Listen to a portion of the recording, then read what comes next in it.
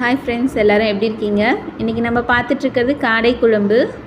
தேவையான பொருட்கள் பார்த்திங்கன்னா, ஒரு வானிலையில் எண்ணெயை ஊற்றி வெங்காயம் தாளிச்சுக்கிறோம். வெங்காயம் நல்லா வணங்கினதையும் இஞ்சி பூண்டு பேஸ்ட்டு, தக்காளி தேவையான அளவுக்கு, அப்புறம் காடை இருக்கிறத நல்லா வாஷ் பண்ணி வச்சுருக்கிறத போட்டு வணக்கிக்கிறோம்.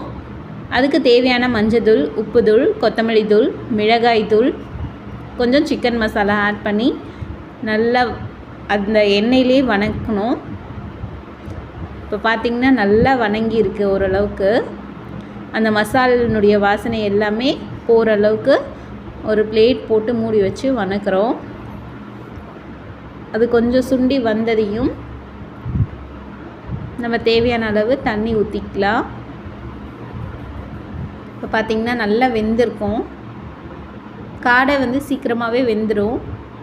ஸோ இப்போ நம்ம ஆட்டி வச்சுருக்க தேங்காய், பட்டை, லவங்கம், சோம்பு, கசகசா சேர்த்து ஆட்டி வச்சுருக்கோம் மிக்ஸி ஜாரில். ஸோ அதை ஆட் பண்ணி தேவையான அளவு தண்ணி ஊற்றிக்கிறோம்.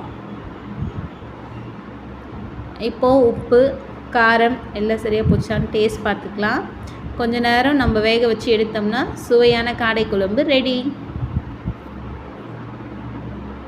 சமைச்சு பார்த்துட்டு எப்படி இருந்ததுன்னு சொல்லி கமெண்ட்டில் சொல்லுங்கள். குழந்தைங்களுக்கு ரொம்ப நல்லது காடை கறி.